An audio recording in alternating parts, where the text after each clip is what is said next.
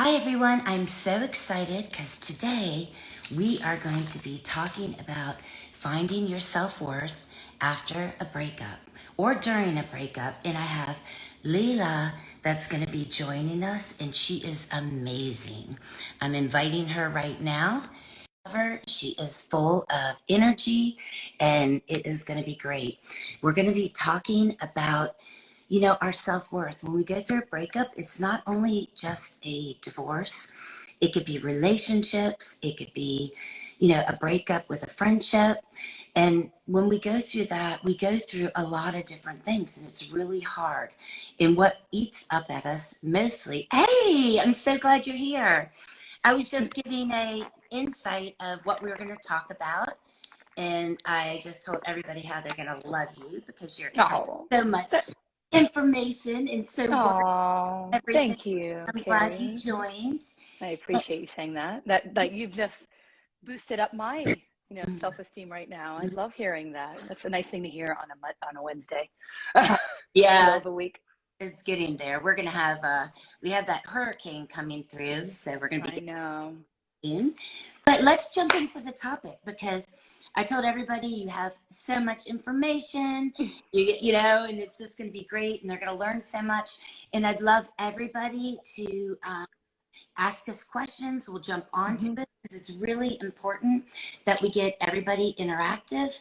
And so hmm let's jump into finding your worth during a breakup.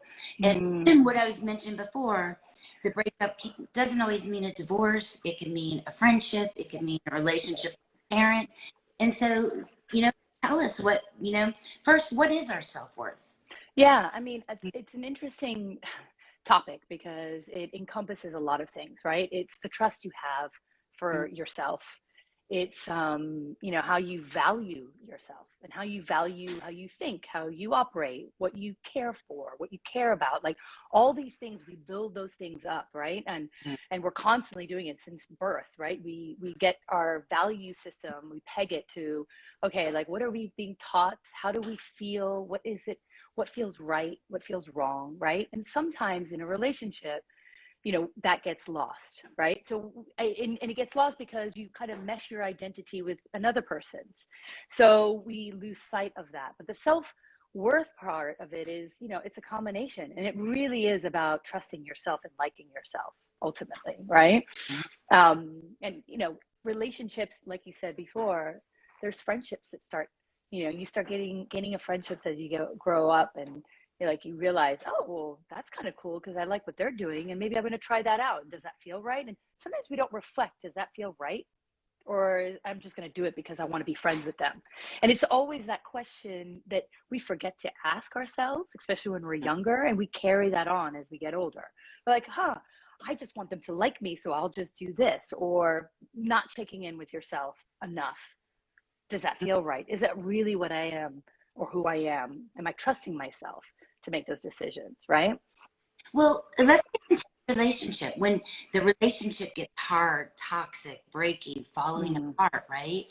What actually causes us, to stop believing in ourselves and stop liking right, ourselves? How do we lose our worth if we have right. or once we're in a relationship? Well, I mean, but there's so many reasons that, we kind of lose ourselves because first of all, they're teaching you something different, right? And it's all Yeah. new and it's novelty. And you're like, ooh, this is exciting. This is something different. I want to explore this. And of course, in a relationship, there's that sheer, like you kind of love the person, or you like them, you want to explore it more, you want them to like you. There's all this tug and pull, like, of this kind of exploration phase. And in that, we sometimes, it's very common, we kind of lose who we are in that because we're so busy trying to, accommodate the other person's needs and desires or how they are, and kind of fit into that we're like, oh, well, this is exciting and new, so let me try this, right? Yeah.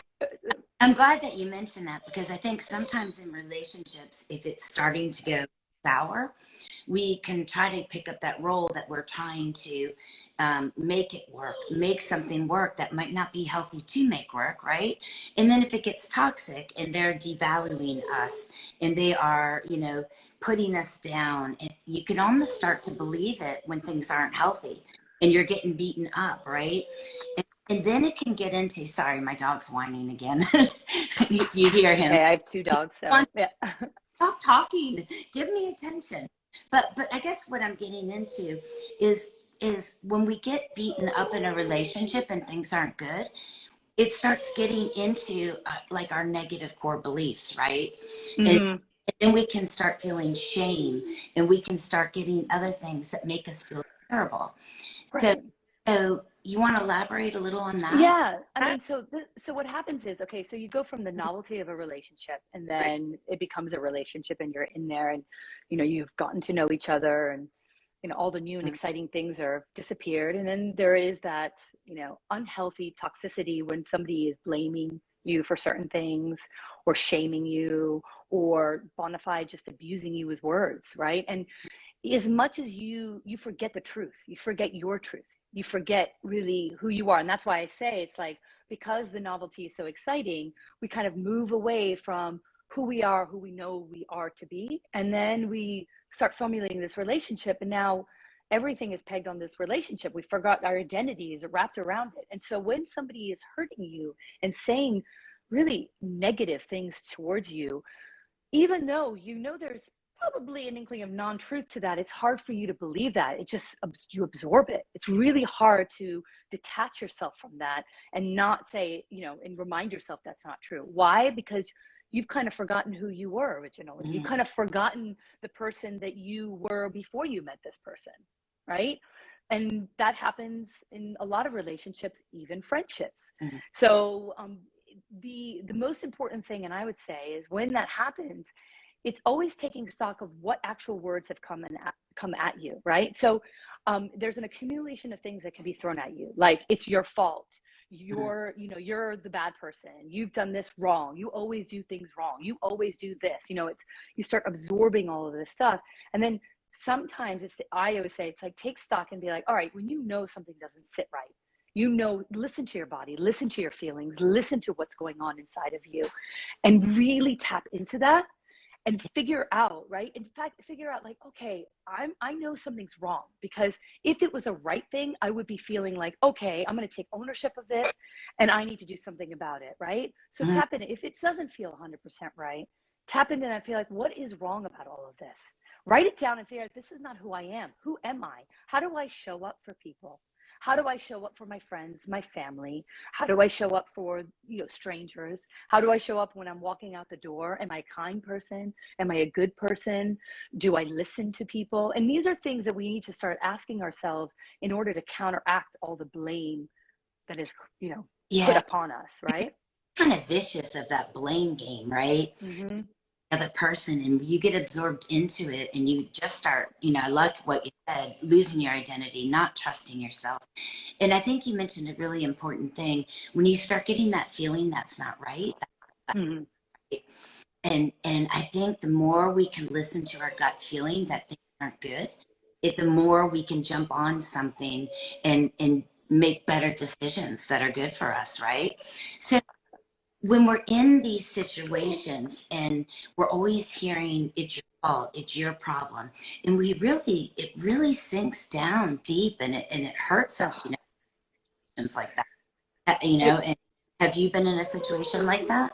100%. And it's interesting. So I went through, just a little bit of a background, I went through a divorce, and it was about a 10-year endeavor, and in the sense that it was in and out of courts. Yeah.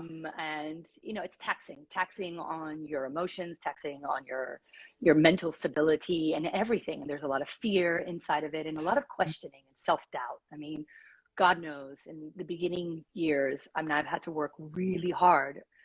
That journey was tough on trying to get just, trusting my thoughts, myself, and who I am again. So when I say that, it's not a quick fix.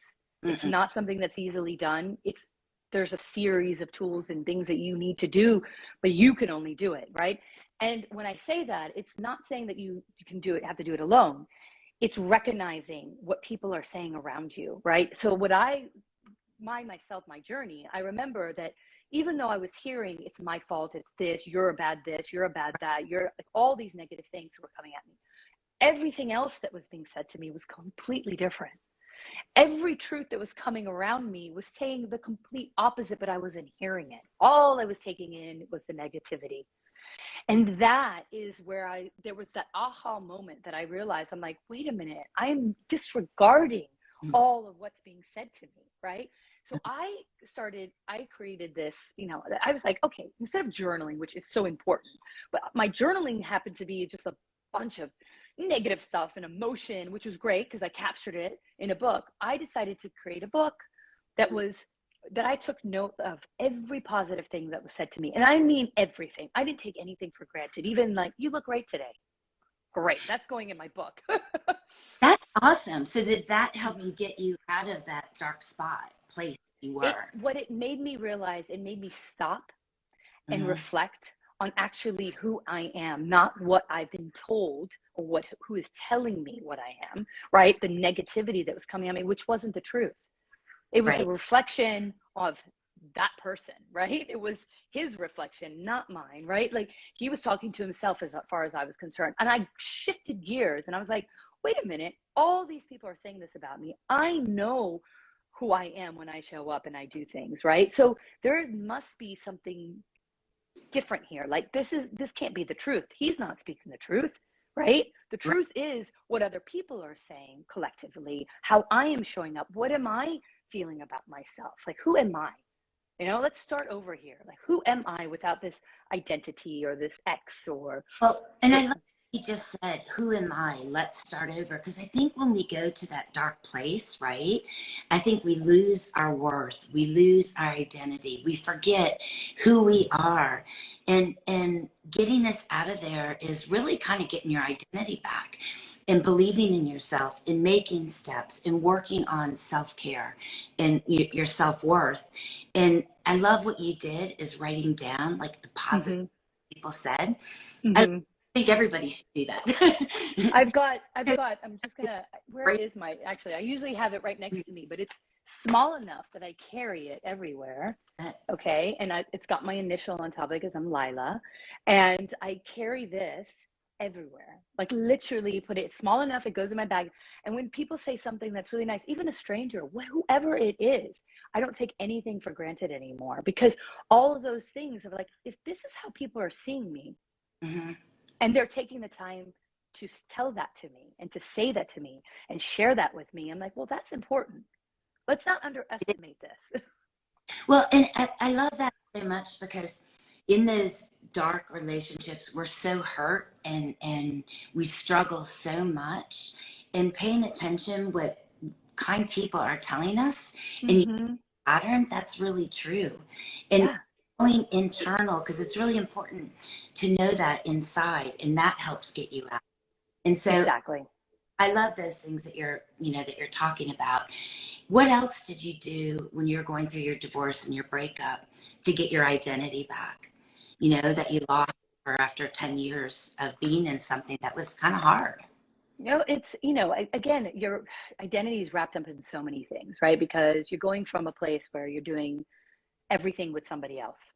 It's your built-in partner that, even when you're maybe trying something new, you're trying it with somebody else. So there's that person on your side that's kind of there with you. And all of a sudden you lose that. You're like, oh my God, showing up on your own, showing up to parties on your own, showing up to a gym by yourself or, some sport event or something. It's all those firsts that you have to do that are really daunting for you, right? Like, especially when you had a relationship that you did do predominantly a lot of things together.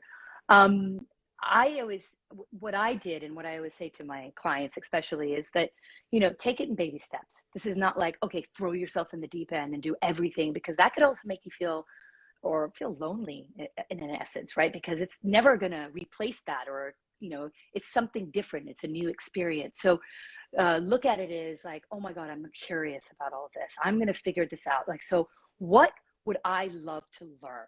Okay, let's start there. So every week, do something that's kind to yourself, right? Take one a week, and it could be even literally, I don't know. I remember somebody in our support group was saying, I just went and got my nails done. That was one thing that I was like, I wanted to feel good about myself. And so, I stopped doing that, going through the divorce or separation. I stopped going and getting my hair done or getting my nails done, or I felt so beaten by it all. So it's one little thing that you decide to do and take it in increments. And it's like, oh, I wanted to go learn Kung Fu. All right, I'm going to start, I'm going to start somewhere. Let me take one class. Even the act of looking it up and seeing what's near me that offers something like that, that was my check on the box for that thing to do that week. Just searching it because it got me in momentum, and it started getting me into like, oh my God, I can do this. Wait a minute. And then getting to that class. And it's like really recognizing the ticks off the box that you are creating for yourself, that momentum that you're creating, in order to get into that flow that goes, oh my God, this is who I am. I'm showing up for me. I'm showing up for the world. I'm this new person. I'm kind of liking this. And also let me eliminate the things I kind of don't like. And I get to do this on my own. So it's just, I'm only answering for myself. I don't have to do the things I don't like. Right. Yeah, that's awesome. Mm-hmm. Now, doing that type of stuff, did that help you get through? Because when we're in these relationships, we get triggered, right? Mm-hmm. When we get triggered really badly, I know when I've been in toxic relationships, I use the word aware a lot, and I use that with my clients of start to be aware. What are your triggers? How is that making you feel bad? Because more aware of what's going on. It starts with your body first. Are you getting tense? Are you getting headaches? Are your palms getting sweaty? Mm-hmm. Is into your thoughts, and we create a lot of untrue thoughts in our minds. We really do, especially when our worth isn't there. Oh God, yeah. It come out and just says you can't, you're unworthy. And so for me, when I've been in those relationships and when my self-worth has been really low, I've really tried to be aware, be aware of what's making me feel low. What are my triggers that are really up? And how am I responding, and what thoughts am I creating? Because a lot of times when I think of the thoughts I'm creating and I really challenge myself, they're telling me I'm worthless. They're telling me all this terrible stuff, right? And when you ask yourself, is this really true? Okay. First thing, oh yeah, that's true. But then really challenge yourself, is it really, really true? And a lot of times you're like, no way, that's not true. And doing everything that you did, which is phenomenal, getting out there, doing stuff for yourself, but also understanding what's going on inside. Oh, so important, because it manifests later on. I mean, all the way. I remember like I got a massage one time. Well, it was actually a physio because I couldn't move my shoulder. And he said, you've got a trigger point in there. I was like, oh, that's interesting. Most people call it a knot. Yeah. And he said, oh no, he goes, oh no, your body has trigger points. And he said, it's really bad when you have trigger points. And I said, oh, so it must be my ex-husband who's still living inside. He's exactly, we need to get that out, right? Like it is interesting because, right, and your body keeps the score, right? And there's a book on this. In fact, I recommend everyone read The Body Keeps the Score, because it is completely true. If it doesn't go through us, or we're not facing it, or we're not recognizing it, and we're absorbing it, our body does absorb it, and it will manifest somewhere, right? One shape, one way or the other. And I do, and going back to what your true or false statement is, so, oh my God, I have this, it's a staple when I even coach people, or for myself, is, write that, whatever that is that has triggered you, or that you're thinking, where your mind is going, and then write true or false. And then if it's an absolute truth, okay, then you can face that. But 9 out of 10, or maybe almost 10 out of 10, it's not the truth, and there's no evidence that shows that is true, right? Our mind is just going there. And so when there's no evidence, you're like, well, then why are you even thinking about it? Why are we even absorbing it? I know it's not that simple, but all these tools can help you get back into the zone and into self, right? Yeah. And it's so important, because I really feel, and I want you to mention that book one more time after I say, yeah, sure. But I want you to everyone to really know, is the more you come aware of everything. Hi, Chris. I just see a lot people popping up, say, I want to say hi to everybody. But the more you become aware, Mm-hmm. the more empowered you are, right? And being empowered and getting yourself back to self-empowerment, to me, that's what gives us worth. And we are all born with worth. We're all worthy, right? It isn't Right. that you earn, it's something we were all born worthy. And 100%. we lose it, it's us losing it because we believe we aren't, because we're getting absorbed by what other people are saying, or we're getting controlled. Our emotions are getting controlled by the parent, by the negative force. And when we realize what we're aware of how we're responding when we're getting beaten up with words and psychological, emotional, and that abuse is just, it's terrible. It's awful. And this is great steps to get back your self-worth once you lost it. But bring up that book again, because I think I've never heard of that book. And so I It's would, if you could it's just talk a it's little. called The Body Keeps the Score. And Mhm. I cannot for the life of me right now recall the author. But if you look it up, I mean, that's what the book is called. And it really speaks to exactly what we're saying, that our body does keep the score in so many ways, right? Because unless we eliminate it and face it and face what is this, and actually work our way through it. So understanding, like, it's not the truth that we need to absorb, right? This is not our truth. This is somebody else's, and 9 out of 10 times it's their reflection on themselves. It's actually them talking to themselves. I used to actually have a visual. I'm a very visual person. So I used to, close my eyes and just think, oh, when I was being told these things, or, even through email or through the phone or whatever it is, I used to think, he's just talking to himself. He's just talking to himself. He's using me as a gateway to talk to himself. Really, really, really, because everything he is saying is literally, it should be directed towards him. And I had to do that because I am visual. And I was like, that made me feel better, because I was like, oh, it's not me. It's like, you take yourself out of it. You just take yourself out of that place. And I mean, everybody has their own modalities, but Mhm. because I'm such a visual person, and I literally would close my eyes. I honestly had to close my eyes because I had to create that. And it was like, oh, he's talking to himself. It's like a double person talking to themselves. I'm not listening to that anymore. That's not directed towards me. Oh, he needs to talk to himself that way. He's kind of coaching himself, maybe. It's like you gotta release it. And listen, I'm not saying, listen, it takes two in every relationship. I'm not saying, you have to grow and learn through a relationship. So reflection is super important. Like, how did I show up in that relationship? What did I do? Now, you didn't merit being told all those things at all, right? But there is a role that you did play in the relationship that you could learn from, improve on, and move forward, so that you can attract that next person that you deserve, basically, right? And your energy is in that field. And so there is work to be done. It's not like everything was their fault. You do Mhm. have to self-reflect, like, and why did I carry on? It's like, these questions need to be asked. Like, why would I stay in that relationship? Okay, what is it about myself that I need to learn? What is it, what do I need to improve on? And what do I need to, like you're saying, the self-worth, like, how can I start really liking myself again and trusting myself again, right?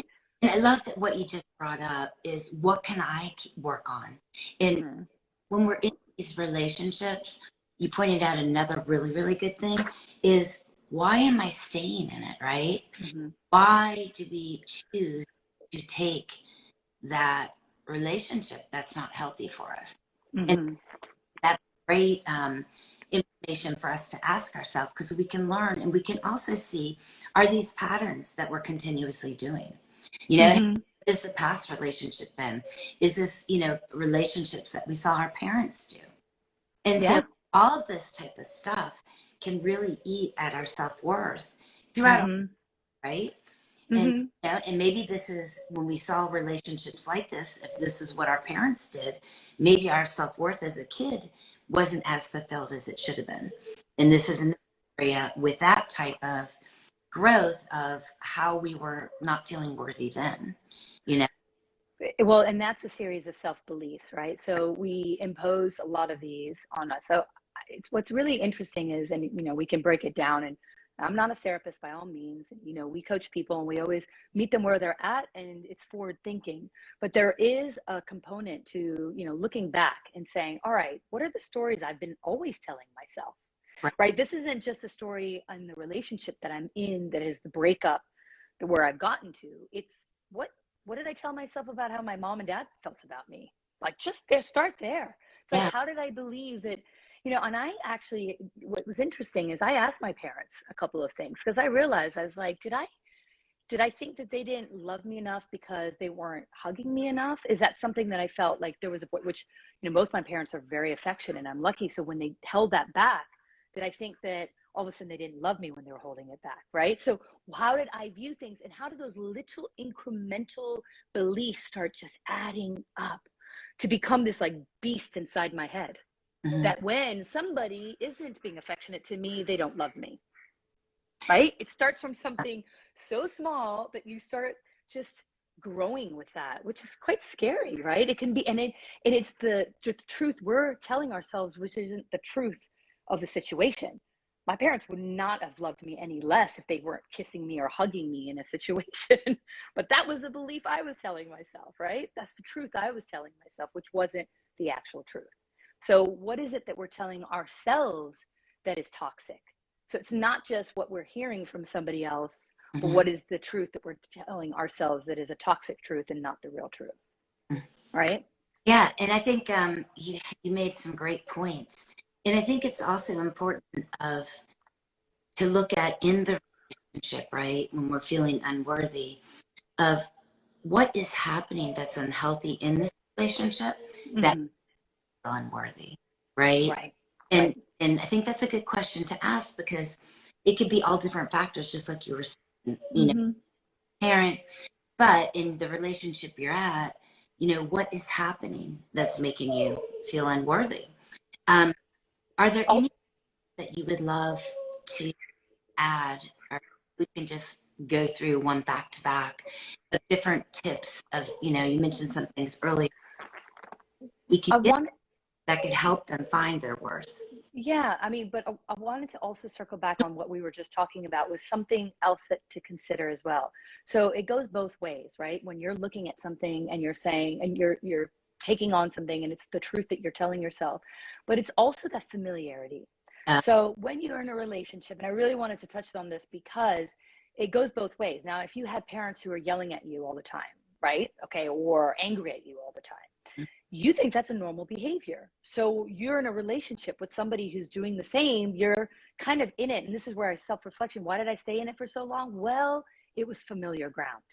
you're right. This was familiar to me. So I actually say, and not to blame parents and not to blame, you know, your past, but because we recreate what's familiar, it's also easy for us to stay in a toxic relationship if the way that your parents communicated with you was toxic. You know, in the end of the day, they didn't know any better sometimes. I mean, I'm a parent, I get it.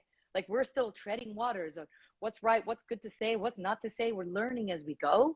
So it's not a blame for them, but it's more like, oh, I'm identifying this as something that's really familiar to me, And right? yeah, and you're so right, because we can get stuck in life on autopilot through our comfort, Mm-hmm. you know, and it's exactly, and we stay there because sometimes we're a little bit scared of change, you know. Uh-huh.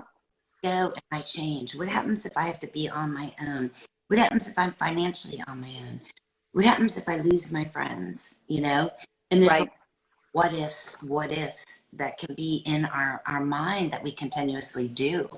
And Yeah. it's the point that we do stick a lot in our patterns because it's what we're used to.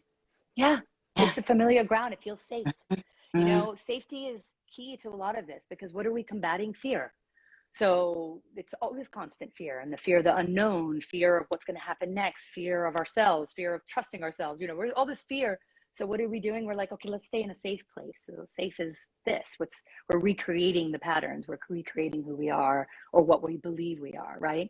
So part of, you know, circling back to your last question was, you know, some of the tips. So we went over a couple, which I think is really important. If anything you're going to do today, I would love people just get a nice, pretty book, small enough that you can take with you somewhere, and write down, you know, make a jot down what, somebody has said nice things to you, or compliment, or a nice gesture, or even if they've texted it to you or emailed it to you, or something that has been said to you. Write it down. And if you don't have that little book right there and then, write it in your phone, but then really write it pen to paper, because the pen to paper part is really important. And you've got that little book that you can go back to and you look at and you're like, oh my God, this is amazing. And I mean, I write every little thing down. Like, I love that. even somebody wrote to me the other day, "You're a lifesaver." I'm like, that's going in, that was it. It was like, well, I'm putting that in, like, it's anything that, is thrown at you, or like, oh, that was so sweet of you to do that for me. Even that, like, just a thank you. So all those things remind you of who you are. So that's number one that I would say adamant on. I think that, creating, whether it's every week or every other week or every month, that you're doing something for yourself that's, for you, that is, either something that you wish you had done back in the past more of, or, you want to explore, or you're curious about, whatever it is. And if you can, if you're at that stage, test the boundary a little bit, and say, oh, I'm going to try something completely new. And it's okay, do it on my own, because I'm going to meet new people. It's exciting, right? Get out of your comfort zone a little bit.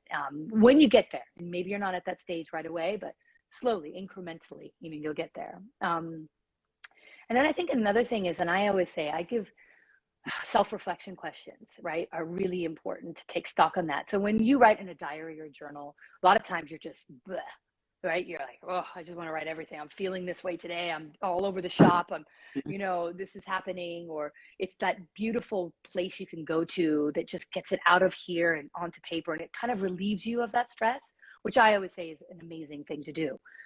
Sometimes actually you should stop and self-reflect and really be like, okay, if I'm going to deconstruct and reconstruct myself, so I get to start from fresh. This breakup has actually propelled me to be like, oh my God, how do I want to show up in this world and for myself, right? Okay, so let's break it down. So ask yourself fun questions. It's like, okay, when I walk into a room, right? When I walk into a room, what do I want people to think about when I walk into a room about me, right? Like, how are they noticing? Right. What word would come to their mind?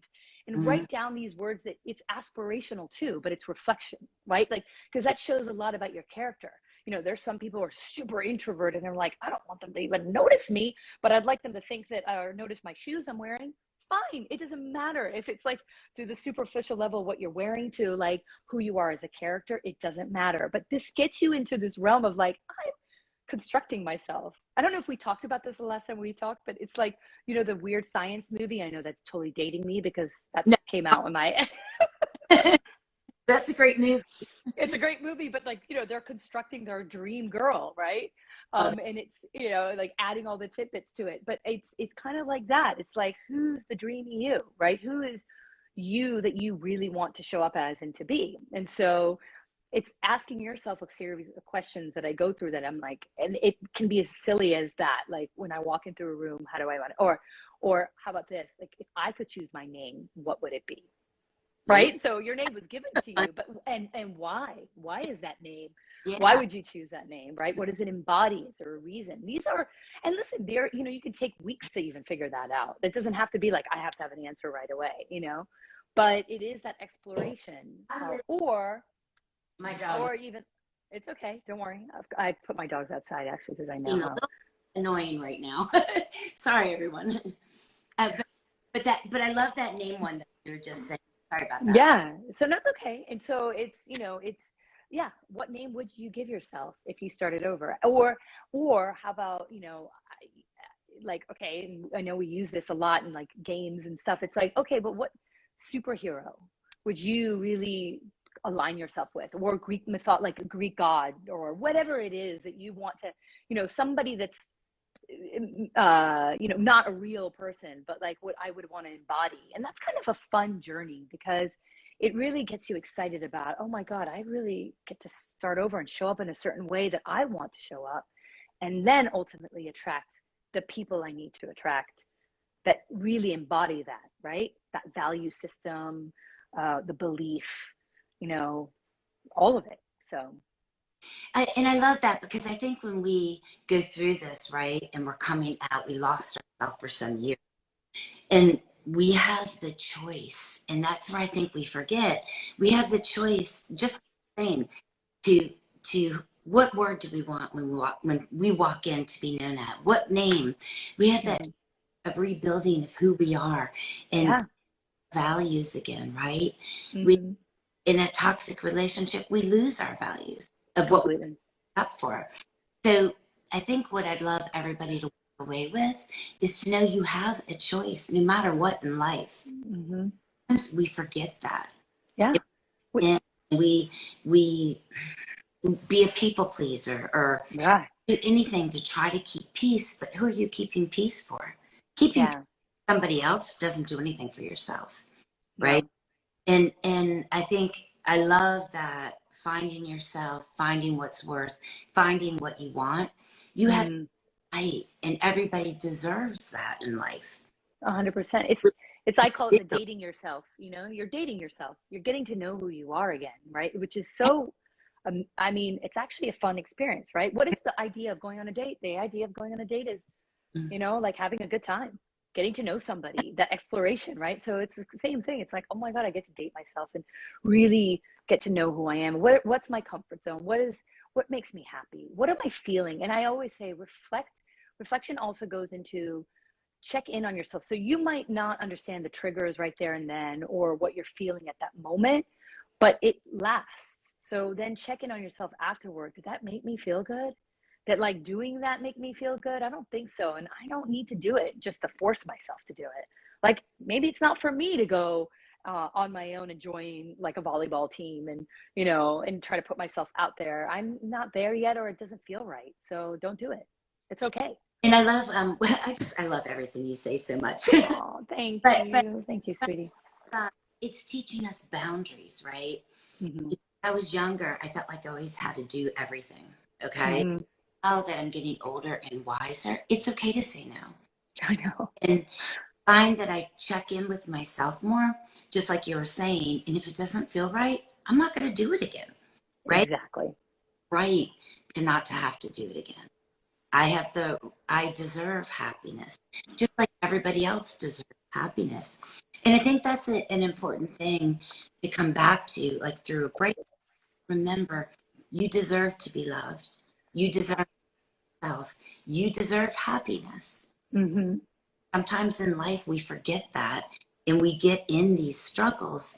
And one thing I've learned too is when I'm struggling, it's not for my body to be mean to me. It's for me to listen that I'm not paying attention to something. Right. Exactly. I'm dealing with something. And if I'm like in a struggle mode or in a pain, I'm either avoiding it, I'm burying it way down in the sand, I'm pretending it's not there, I'm pretending to be happy. And when we do that, we are once again taking away our self-worth. 100%. And, you know, and I guess it's also the functionality of day-to-day life, right? And so, listen, it's not easy when you're in that funk, and it is a funk to be in, you know, to pick yourself up and, you know, figure all this stuff out at once, right? It's incremental, all of it. It's baby steps. You got to take it slow. But it's using all of it when necessary, right? And so, in the moment that is necessary. So it's really important to check in on yourself. I think that is the number one. Like, what would you say to a friend? You know, like talk to yourself that way. I always say that. I'm like, okay, would you talk to? Yeah, I know, and I know you know you say this, and it is so important that you talk to yourself the way that you would talk to a friend or a family member, you know, with kindness, with grace, with some, you know, gratitude, and say, look, I mean, you're doing the best you can, and you've got this, and you're learning through this, and you're going to grow through this, and remind yourself that this is not forever. There is the light at the end of the tunnel, right? And you're going to be so much better for it. Trust me, right? So it is, you know, people come in our lives to teach us something, one way or the other. They always do, right? Some are great celebrations, some are hard lessons, and they do. He's just usually sleeping all the time. I don't know. I took him for a walk. He just wants to tell everybody to find your self-worth. Yeah, exactly. He's totally the cheerleader on that. I love it. I love it. Well, let's. I loved all your points that you had. See, he's trying to tell you to find your self worth again. I might have to put him on camera of how Yeah, goofy you're so cute. I love my them. big 135-pounder. But let's just go through a quick things of. I think also when we lose our self worth and we're going through breakup, we have to allow ourselves that we're grieving. Okay, Yeah. Oh yeah. to sit with grief and to go through it. It's painful, and going through Hmm. it is never easy, even if it's better for you. And even Mm. if you did things that are so hurtful, it's still grieving, right? And I think getting back to your self-worth, we're all talking this and it all goes back to self-worth. I think also creating a space for healing, Yes. allowing it instead of ignoring it. You know what I mean? What else would you like to add of Well, different? I mean, because I we mean, much, but I think, well, we've covered a lot, and I don't want to overwhelm everyone that, oh my God, you have to do all of this all at no. once. But I think it's very important what you said about, that allowing space and time. This Yes. is not a sprint. This is, Mm-mm. and I know I can speak to divorce, as you know, I've mentioned 10 years in and out of court, and through the process, it was not a sprint, clearly, right? Even if I tried to push it to go faster, it wouldn't, right? So at the end of the day, it's like meet yourself where you're at all the time and allow for that, and be okay with it. And there's going to be great days and going to be bad days, and it's a roller coaster ride, that healing process. There's no linear journey through healing, right? And it's okay. Never apologize for it. And it's what's interesting is I even have clients who come to me and apologize for having a bad moment when, because maybe we've broken ground and got to a place, and then all of a sudden they feel like they've been pulled back again. I said, never apologize. That's part of it. But Yes. already being aware is you're one step ahead. So that's all it takes, but there's no apologies necessary, right? This is your journey. And the beauty about it is you're growing through it. You really are. There's going to be a moment in your life, because I'm a testament to that, that it doesn't affect you anymore. And you really know who you are. And that self like knowledge is unbelievable, like unbelievable. You just like, no one else can take that away anymore. I know who I am now, right? I know that nobody can affect that. Yes, will you have your moments of self-doubt? We all do. We're Uh, always learning new things in life. We're always challenged by new people or new things. That's going to happen. That's kind of the beauty of life. It's exciting, right? mm, However, that can't be taken away, because you are growing through this experience, these breakups. Every time you have one, you'll learn from another one if you have another one, right? It's okay, but the exciting bit is you get to date yourself. That's kind of fun. that's great. And being comfortable with your Hmm. internally, being alone, and being comfortable. I think that is just wonderful. So Yeah. to wrap this up, do you want to tell everybody if anybody's going, through a separation or divorce, what services you offer?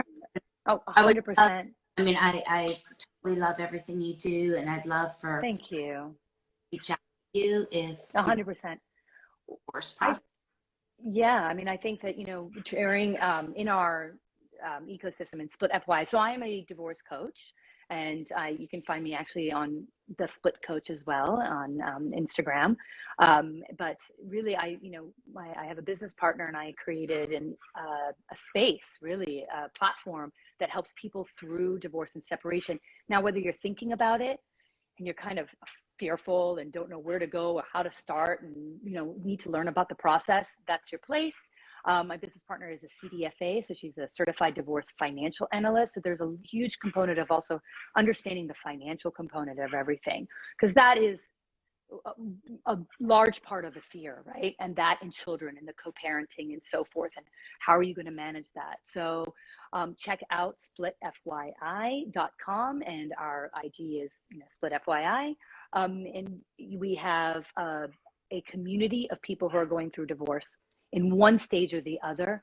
They really rally up and support one another. We have community initiatives, so events, which are really great, and you really get to know people. First of all, you're not alone, and there's other people who can teach you because they've gone through the process. What have they learned through the journey as well, which is great, right? It's a check-in point.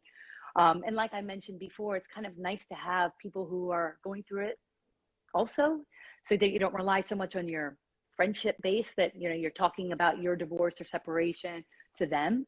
It is, it's a place just to kind of be seen and heard and get educated. We also have loads of divorce professionals in there that we can match you with. So yeah, I encourage you just to check out the platform if you're thinking about going through divorce, or you're in the thick of it, or even coming out the other side and, have co-parenting issues or so forth. So we deal with a lot of the communication aspect, how to mitigate the communication with your ex and so forth, or even the professionals around you. So yeah. Well, thanks so much. If there's Thank you for having me. anybody out there, you can, put it in our comments, and one of us will get back with you. And we thank you so much for being here. Thank you. Thanks. Thank you, Kerry. It's such a pleasure always to talk to you. Bye. Big hugs.